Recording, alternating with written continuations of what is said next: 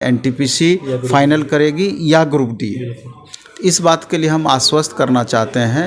हम अपने point of view से, चूँकि मेरी जो आरआरबी पटना चेयरमैन सेक्रेटरी से बात हुई थी जनवरी में, मुसल्लमपुर हाट के प्लेटफॉर्म कोचिंग में मौजूद है और हमारे साथ जो है नवीन सर मौजूद है और इनसे जो है ग्रुप डी को लेकर काफ़ी कन्फ्यूजन चल रहा है, उसी पर बात करेंगे। और लड़कों में ये काफ़ी कन्फ्यूजन है कि आंसर के जब जारी हुआ उसके बारे में बात करेंगे और एनटीपीसी और ग्रुप डी को लेकर बात करेंगे। इन सारे मुद्दों पर सर से बात करेंगे क्योंकि लड़कों में बहुत ज़्यादा कन्फ्यूजन है। आंसर की जारी होने के बाद सर लड़का सब बहुत चिंतित हो गया, इस पर आप लड़कों को क्या कहना चाहिए? चिंतित क्यों हो जाएगा? दो तीन बातें हैं इसमें।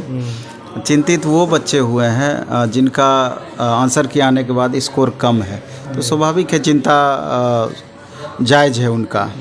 तो लेकिन सवाल ये उठता है कि एक्सक्यूज कोई चीज़ का नहीं होना चाहिए। अगर हमारा रिजल्ट कमज़ोर रहा है तो कहीं ना कहीं मेरी तैयारी में कमी रही है, इसको ईमानदारी पूर्वक हर बच्चों को एक्सेप्ट करना चाहिए, क्योंकि जो डिजर्व करते हैं रिजल्ट उसी का होगा, ये बात तय है। और मेहनत तो सारे बच्चे करते हैं और करना भी चाहिए। तो कहीं ना कहीं मेहनत में कमी रही है या मेहनत किए हैं लेकिन बहुत अच्छा स्कोर नहीं कर पाए हैं, उस पर एवोल्यूशन करने की ज़रूरत है कि ऐसा क्यों हुआ है और जो हमारी कमियां रही है अगर हम आगे नेक्स्ट वैकेंसी पर फोकस करेंगे तो उस कमियों को दूर करने का इस बीच में हम प्रयास करेंगे। लेकिन सबसे बड़ा इसमें मुद्दा जो है अभी कि आंसर की के बाद कट ऑफ पर तो बहुत सारी वीडियो बनी है, उस पर हम चर्चा भी नहीं करेंगे। हम इस बात पे चर्चा करेंगे कि लड़कों में जो कन्फ्यूजन वाली अभी स्थिति है कि सर पहले एनटीपीसी फाइनल करेगी या ग्रुप डी। इस बात के लिए हम आश्वस्त करना चाहते हैं। हम अपने पॉइंट ऑफ व्यू से, चूँकि मेरी जो आरआरबी पटना चेयरमैन सेक्रेटरी से बात हुई थी जनवरी में, तो उन्होंने और हाई लेवल जो कमेटी आई हुई थी तो उस समय स्पष्ट किया गया था कि पहले एनटीपीसी को पूरी की जाएगी, उसके बाद ग्रुप डी को, क्योंकि एनटीपीसी के more than 90% student group D में कॉमन है, जिनका कि एनटीपीसी में फाइनल होगा, ग्रुप डी में भी उनका फाइनल होगा। तो अगर किसी कारणवश ग्रुप डी को पहले करती है, जो कि उम्मीद नहीं है, अगर करती है तो वो 35,000 सीट कहीं ना कहीं वो शक के घेरे में रहेगी। बच्चों को सफ़र करना पड़ेगा। 2019 के जो ग्रुप डी के वाले बच्चे हैं जो फॉर्म भरे हैं, मेहनत किए हैं, उनको सफ़र करना पड़ेगा। एक तो यहाँ पर प्रॉब्लम है।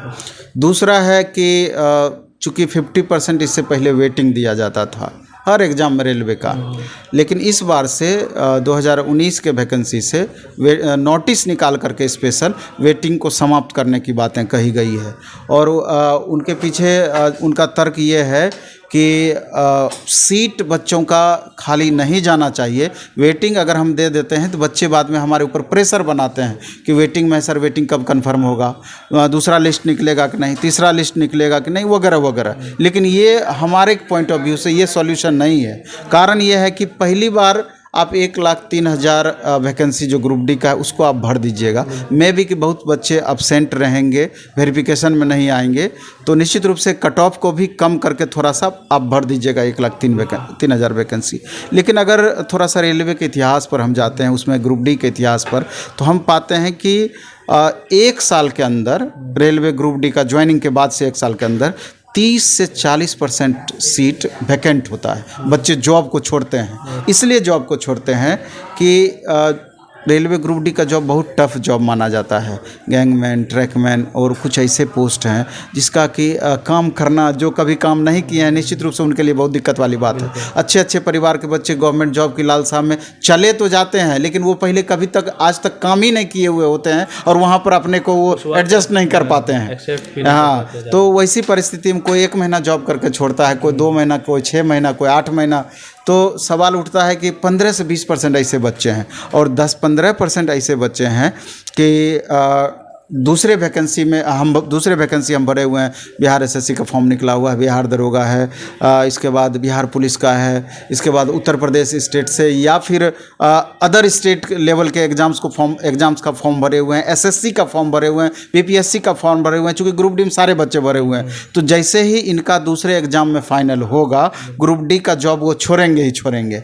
तो 10-15% ऐसे बच्चे होते हैं। बढ़ेगा भी। हाँ, तो 10-15% बढ़ेगा नहीं, 10-15% ये बच्चे छोड़ेंगे, तो ओवरऑल 30 से 35% जब बच्चे छोड़ेंगे तो आप तो वेटिंग दे नहीं रहे हैं, और जो 6 महीने के बाद छोड़ेगा तो उसका आप क्या कीजिएगा जब वेटिंग आप नहीं दे रहे हैं। ये सोचने वाली बात है।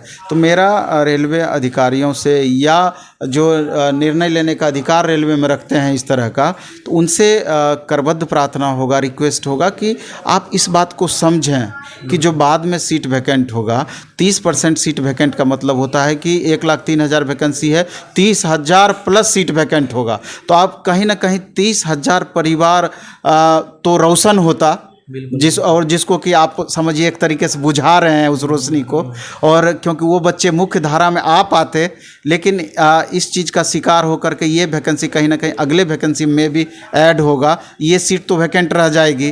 तो मेरा ये कहना है कि कुछ ना कुछ वैसा रूल आप बना दीजिए कि जो नीचे मेरिट के बच्चे रहेंगे तो उन बच्चों को जो सीट वैकेंट होगा 1 साल के अंदर, हम ज़्यादा दिन नहीं कर रहे हैं, 1 साल के अंदर जो सीट वैकेंट होगा उस पर आप उन बच्चों को बुलाएं जो नेक्स्ट मेरिट के बच्चे होंगे। ऐसा करने से बहुत ज़्यादा इस 30,000 40,000 बच्चे जो वैकेंट होने के कारण प्रभावित होंगे उनको बहुत बड़ी राहत मिलेगी। बिल्कुल सर, कहीं ना कहीं देखा जाता है कि आपके प्लेटफॉर्म कोचिंग से जो है बहुत सारे बच्चे जो है यहाँ से पढ़ते हैं और ये उम्मीद भी लगाए रहते हैं कि रिजल्ट हम सर द्वारा मिलेगा, या जो भी यहाँ पर सर पढ़ाते हैं ऑनलाइन हो या ऑफलाइन हो, हमारे जो पढ़ाई है, जो लड़का ईमानदारी से पढ़ा है उनका रिजल्ट मतलब आप क्या कर सकते हैं किस तरीके से होगा, और जो लड़का कंफ्यूज है आंसर के लेकर के हमारा रिजल्ट इस बार नहीं होगा उनके लिए भी क्या करना चाहिए? टीचर हमेशा मार्गदर्शक होते हैं, अगर उनको सही रास्ता उसको आप दिखाइएगा, सही तरीके से चलना सिखाइएगा, तो निश्चित रूप से जो चीज़ उनको खुद से तैयारी करके 2 साल में कमी रह जाता, पूरा नहीं हो पाता, तो वो एक अच्छे ट्यूटर के माध्यम से 6 महीने 8 महीने 10 महीने में वो मुकाम वो हासिल कर सकते हैं। चूँकि 15 से 20 साल का हमारा भी एक्सपीरियंस है और 100% हम अपने एक्सपीरियंस को बच्चों से शेयर करने का प्रयास करते हैं। बच्चे थोड़ा कम या ज़्यादा सभी में प्रतिभा होती है, अगर सिर्फ उसको अच्छे से आप गाइड कर दीजिएगा ना, सही रास्ता दिखा दीजिएगा, तो वो अपने खुद रिजल्ट ले लेंगे, बहुत ज़्यादा आपको मेहनत करने की ज़रूरत नहीं है। तो हम लोग जस्ट वही काम करते हैं, जितना हमसे बन पड़ता है गाइडलाइन उसको देने का काम करते हैं, बेहतर शिक्षा मुहैया कराने का काम करते हैं और उस लायक बनाने का काम करते हैं, वो रास्ता दिखाने का काम करते हैं जिससे कि वो सही को सही और गलत को गलत कर पाएँ और रिजल्ट 100% उसका हो पाए। बिल्कुल। अभी कहीं ना कहीं देखा जा रहा है कि मतलब अभी 20 तारीख के बाद कह लीजिए या 24 तारीख से जो दीपावली है उसके बाद छठ को लेकर लगातार जो है छुट्टियां कर दी जाएगी कोचिंग में। उसके बाद छठ के बाद मतलब कोई नया बैच आपका शुरू होने वाला है, तो लड़कों से कुछ इन्फॉर्मेशन? नहीं, बैच तो हमेशा स्टार्ट होते रहती है और अभी तो दिवाली का ऑफ़र भी ऑनलाइन में ढेर सारा चल रहा है द प्लेटफॉर्म ऐप पर, और ऑफलाइन में भी बहुत सारे सुविधाएँ हम दिए हुए हैं। छुट्टी के बाद तो सबसे बड़ी बात है कि 1.5 लाख वैकेंसी रेलवे में अपकमिंग है, कभी भी दे सकता है। इसके बाद और एसएससी में 70,000 प्लस वैकेंसी, स्टेट लेवल में भी अगर बिहार स्टेट की बात करें 20 लाख वैकेंसी देने की बातें कही गई है। अगर 7-8 लाख भी वैकेंसी दे देती है 1 साल के अंदर में, वो मामूली वैकेंसी नहीं होता और सिलेबस कमोबेश यही होता है जो अभी तक बच्चे पढ़ते आए हैं। तो मेरा ये कहना है कि जिस भी कारण से आपका रिजल्ट प्रभावित होने वाला है, अगर स्कोर कम रहता है तो इस बीच में 3 महीने 4 महीने में एकदम मैक्सिमम मेहनत करके उस गैप को आप भरने का प्रयास करें। अगर 10 से 15 मार्क्स अगर आप बढ़ा लेते हैं मेहनत करके, तो निसंदेह आगामी जो वैकेंसी आएगी कहीं ना कहीं 1 सीट आप निश्चित रूप से पक्का कर पाइएगा। बिल्कुल, आप लोग कहिएगा तो फिर सर से मिलेंगे, जिस तरीके का डाउट होगा फिर सर से हम बात करके क्लियर करेंगे। चलते हैं, जय हिंद।